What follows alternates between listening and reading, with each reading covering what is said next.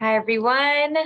Just to kick it off, I wanted to thank you all for coming to learn more about the Hatfield Architectural Award and the William Hart Scholarship.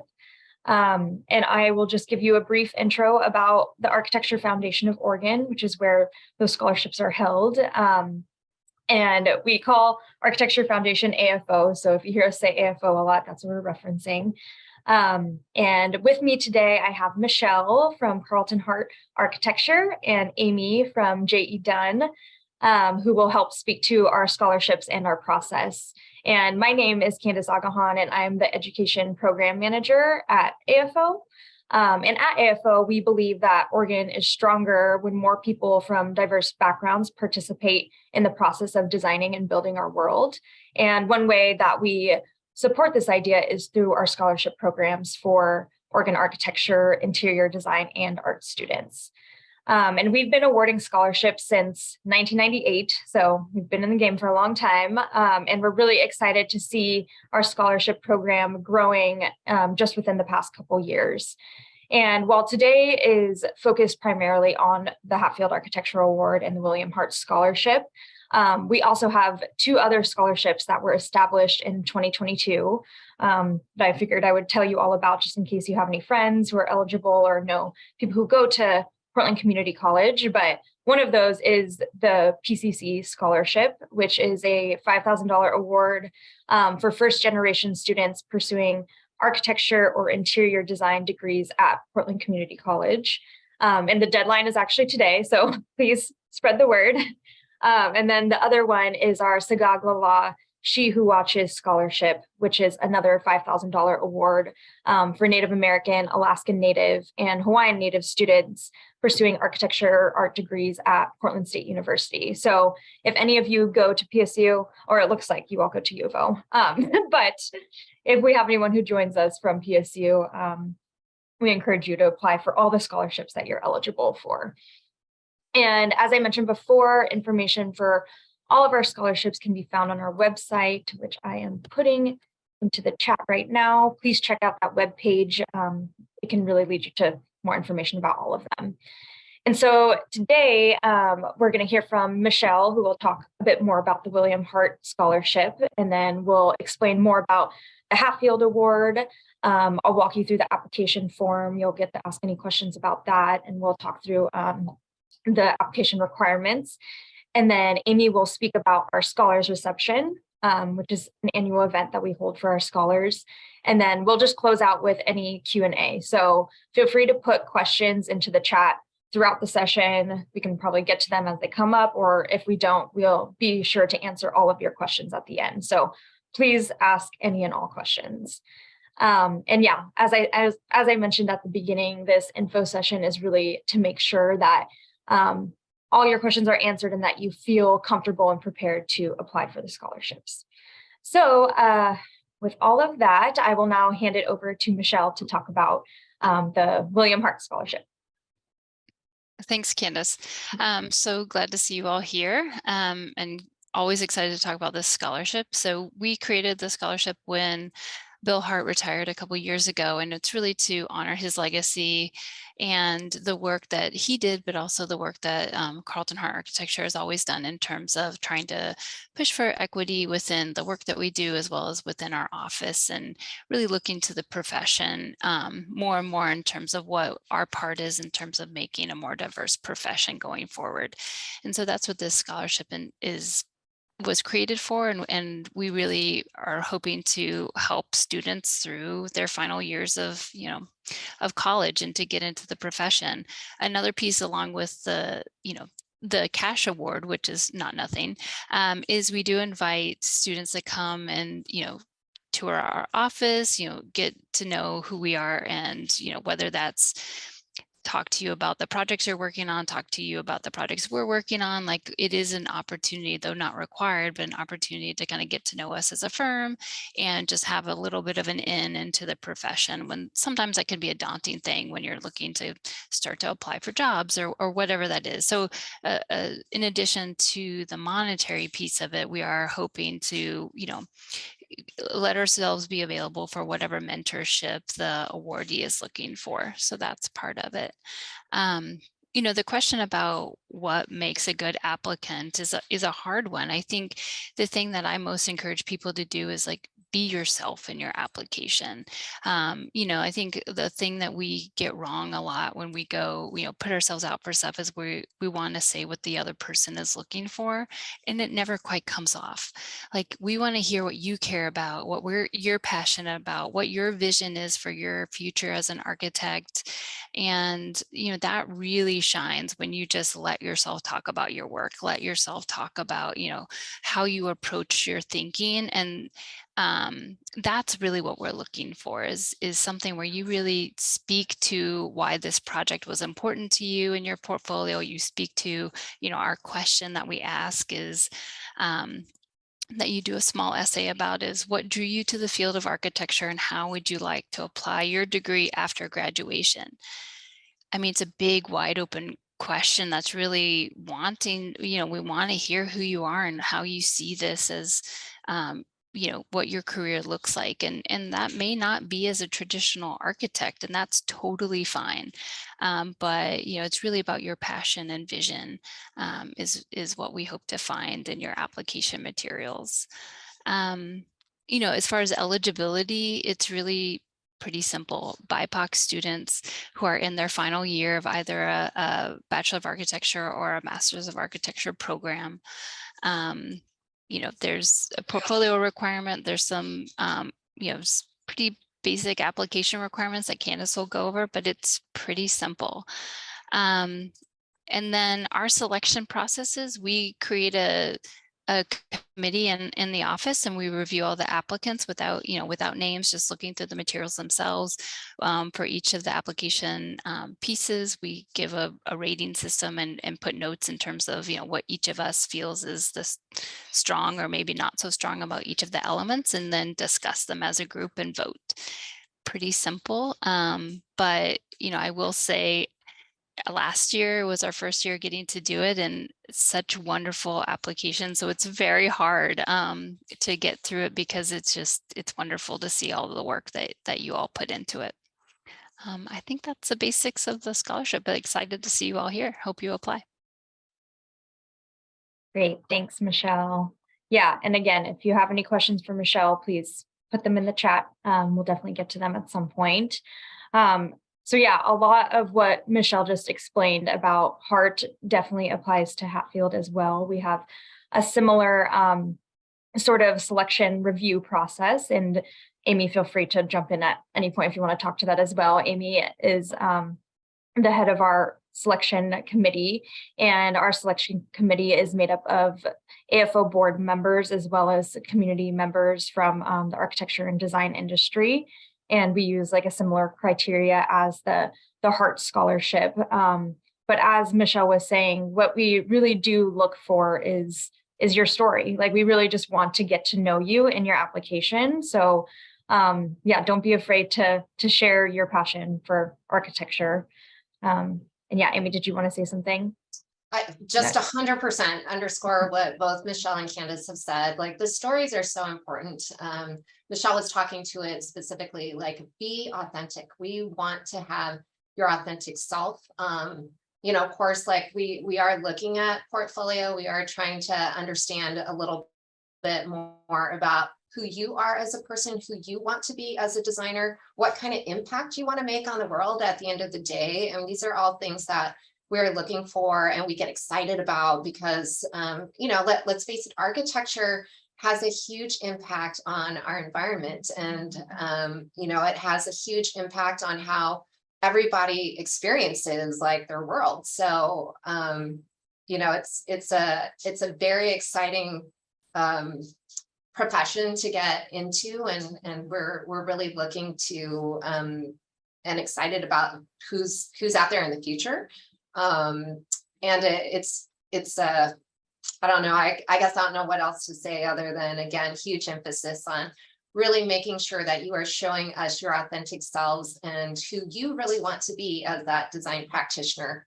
But yeah, don't worry so much about what you think we want to see, because we're a lot more interested in what the future is seeing. Like, some of us are probably considered pretty old at this point. Or at least I know a lot of my younger folks are just like, man, you're this dinosaur, because like I could really like truly be their mom at this point. So I totally get it. But yeah, we want to know what your story is and like what you're seeing for the future, because you are the ones who are going to be shaping our future.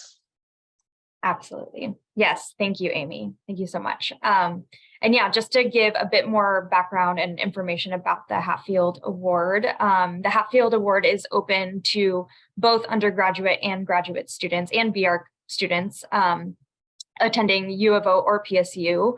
And really what we're looking for are candidates who express a commitment to community service. And so that can look like a bunch of different things. We've had so many different candidates over the years. Like some people have been really dedicated to one organization and have spent like a lot of years, like really involving themselves with a nonprofit organization. Some people have been just really integrated in their neighborhood and have had a lot of experience just helping people out around them who are in need. Really, community service can look like so many different things. So if you feel like you have any questions about if you're eligible for this app or for this scholarship based on your community service, please just let us know and we're happy to talk through that with you. And that's sort of the reason that we ask for the letter of recommendation for Hatfield applicants only, that you don't have to submit letters of recommendation to apply for the Hart Scholarship, but we do ask them for Hatfield because we want a community, somebody in the community who can speak to the service that you've provided and can speak to your passion for it to help advocate for you. So when it comes to filling out or asking somebody to write you a recommendation, really think about asking someone who can speak to your passion for community service. And another thing I want to mention is that a lot of the times we do have candidates who are very committed to community service, but might not have done design work for the community. And that's totally fine. Like, you're all in college. I know like a lot of you are still very early in life, and we're not expecting you to have accomplished like the world's issues. So it's very okay if your community service looks separate from your design work at this moment. But at the same time, if you do have any design work that does speak to community service, we would really love to see it. Let me see what else about the Hatfield Award. So yeah, eligibility, as I mentioned before, is just undergraduate or graduate students at University of Oregon and Portland State University in architecture. And also if students who are graduating this year are eligible to apply. So if you're graduating in 2023, you can still apply. And then really, yeah, we're just looking for your commitment to community service and for you to express that through your essay and through your portfolio if you have any design work that supports that. So yes, are there any questions up until now? Candace, I was just going to say one thing about, you mentioned portfolio, and I just want to mention, I also think something to encourage is for portfolio work, feel free to put in early sketches of your work. It doesn't need to be that final rendering or, beautiful final shot. Like, I think seeing your process or seeing the different pieces along the way in various forms is really beneficial. And I think that's another thing that sometimes people are afraid to put in, but we all know what that process looks like, and it's like very fruitful and it's very iterations. And so, encourage people to consider that. If that's something that you want to include, please do. Awesome. Yes, Amy, go ahead. Thank you. I would also say to read the criteria very carefully. We're not asking for a whole lot, but so for example, if we're asking for 2 reference letters and we say one should be from a professor and one should be from a community member, make sure you actually do submit one from a professor and one from a community member, as opposed to 2 from different professors, etc., because we are trying to understand who you are fully as a person. Or there might be other reasons, but please do be mindful of what we're asking for, because that does make a difference in the evaluation. I've been known to downgrade, not by much, but I've been known to downgrade if I'm not seeing somebody meet criteria, because in the real world, guess what? You got to meet all this criteria. Clients will definitely take a look at did you follow directions, because that should be a basic. Yes, thank you, Amy. Cool. Well, I think I'll go ahead. Oh, we just got a question in the chat. Who qualifies as a community member? So that's pretty open. I think what we're looking for is really somebody who can speak to your dedication to community service. So if you are really involved with a specific organization, having a representative of that organization write you a letter of recommendation would be perfect. What we are not looking for in terms of a community member is a peer or one of your friends or your parent. Anyone like who's too closely related to you, of course, is going to give you a raving review. So this is more outside of your immediate bubble, but somebody who can really speak to your community service. Right. But so, it is pretty wide. Yeah. Yeah. But for example, like if you are engaged with a nonprofit, like it'd be great to be able to procure a letter of reference from the executive director or whoever you worked most closely with. It might be a student organization that, say you have a leadership position in, or you led a special project. So there might be a staff advisor for that, but then just make sure that it's clear that this person is writing on behalf of that student organization or whatever. So like that's a couple, hopefully good examples of who good community members would be. Mm-hmm. Yes. Okay, great. So yeah, let's go ahead and take a look at the application form. And before I show you that, I just wanted to let you know, I'm not sure if we've mentioned this already, but there is just one application form for both the Hatfield and Hart scholarship. And really the purpose of that is to hopefully make the whole process simpler and easier for you if you do want to apply for both, because we really do encourage you to apply for both if you are eligible for both. So they're both hosted on Submittable, and let me just go ahead and share my screen, show you all of that. Okay, so this is our scholarship webpage on our website that I shared the link to in the chat. And if you go to learn more and apply, you can read a bit more about all of our scholarships that we had mentioned earlier. Hatfield and William Hart Scholarship are right here. But if you want to quickly just find the application form, we have it listed right over here on the left-hand side. So here's the application form. I'll share this link in the chat as well, since this is the more direct link. But this is a lot of the same information that we just talked about today, how it all works, eligibility. Yep, eligibility is just right down here if you have any questions about that. And then, as we mentioned before, there are short essays for each scholarship. So if you are applying for both, those are 2 separate essays, 500-word maximum. And then there is a design portfolio. But if you're applying to both scholarships, you only need to submit 1 design portfolio. So you don't need to create 2 separate portfolios to apply for both. Really just work on one, and it applies to both scholarships. And then, of course, as we were just talking about, for Hatfield applicants only, there are 2 letters of recommendation, and we just ask that you ask the recommender to send those directly to me. And my email is just listed right here. And they just need to be sent to me by the application deadline, which is February 24th. So yeah, you still have a month ahead of you to get your application together. So just to run you through this. Oh, and the other thing that I wanted to be sure to mention is that if you are having technical difficulties, we know it happens. It totally, I don't know, you just can't help it sometimes, or maybe like you don't have internet access for whatever reason. We do take printed and mailed applications. They just need to be postmarked by the deadline, which is February 24th. And the address is listed here. Or if you just look up the Architecture Foundation of Oregon on Google as well, you can find our address, and you can just call out my name and we'll get that. All right, so pretty generic application form. We ask for your contact info, what university you go to, your program.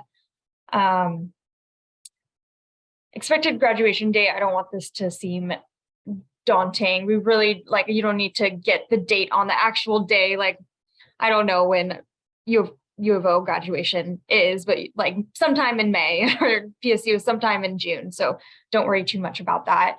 And then down here is where you can select which scholarships you'd like to apply for. So just say you're applying to both.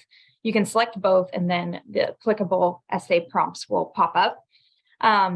Another thing I wanted to mention about the application form is that it saves a draft as you work on it, which is really nice. Don't ever feel like you need to come in and fill it all out at once. You can come in, work on it a little bit, think a bit more about it, work on your portfolio, come back to it. I suggest that you do kind of take a bit of time to look it over instead of kind of trying to get it all in at once and rushing it. So yeah, you can come back to it at any point by saving a draft.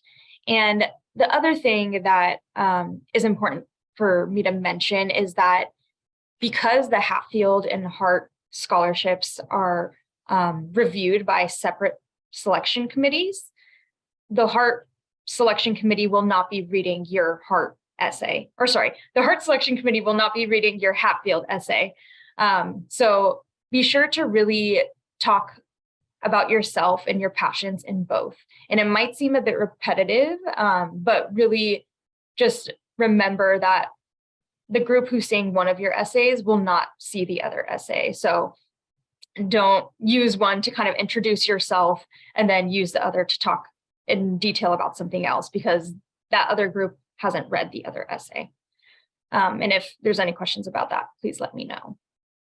And then, yes, we talked a bit about the design portfolio already, but just to reiterate, it is an opportunity to showcase your passions and projects that you are proud of. And another thing that we added to our portfolio requirement this year is that it doesn't only need to be architectural projects. It can really be any sort of creative art building community project.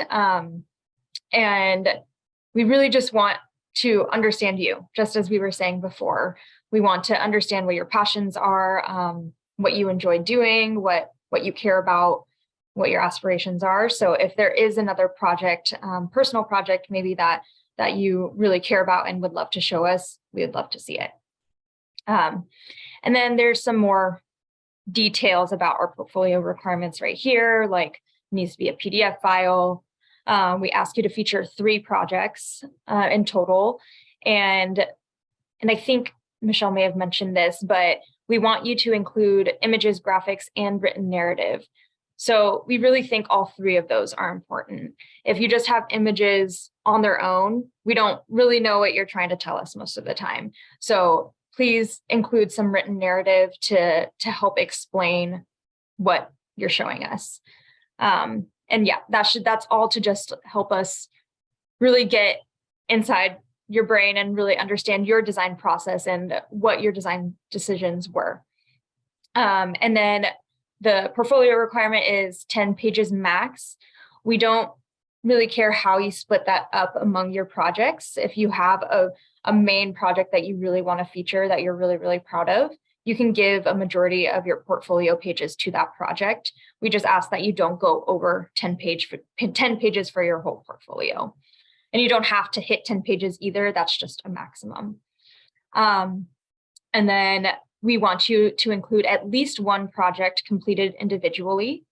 And we know that a lot of school projects are group projects, so it's kind of inevitable to have to include at least 1 group project. So if you do include a group project, please just describe your role. We want to know what you did, what your decisions were in that process. And then for Hatfield applicants specifically, if you do, I think I mentioned this at the beginning, if you do have a project that shows your dedication to community service through design, we would really, really love to see it.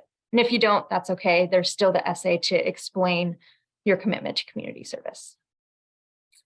All right, and then letters of recommendation, we already talked about this, and only for Hatfield applicants again.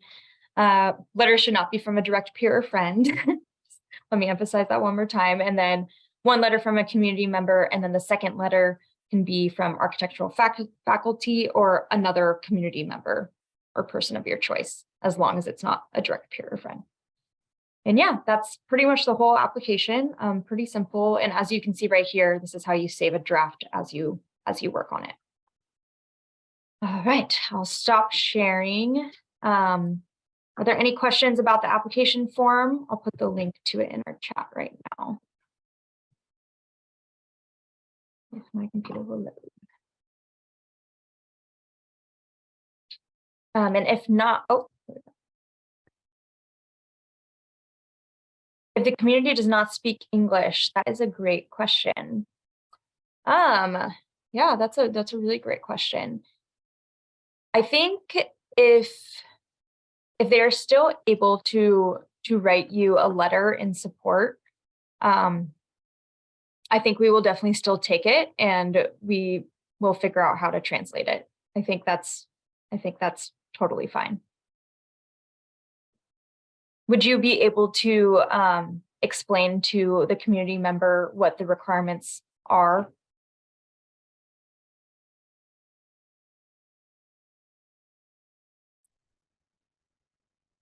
Sorry, I didn't get your question.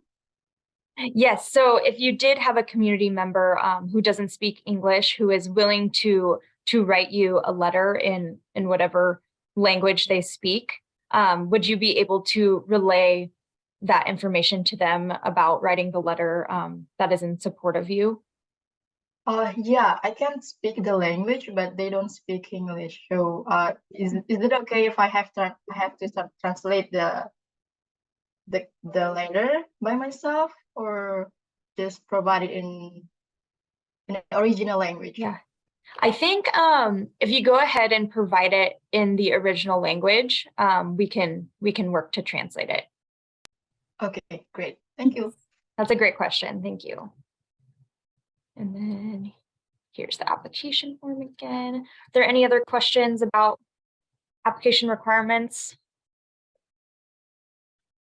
The link that I just put in the chat is directly to the application rather than our scholarship form.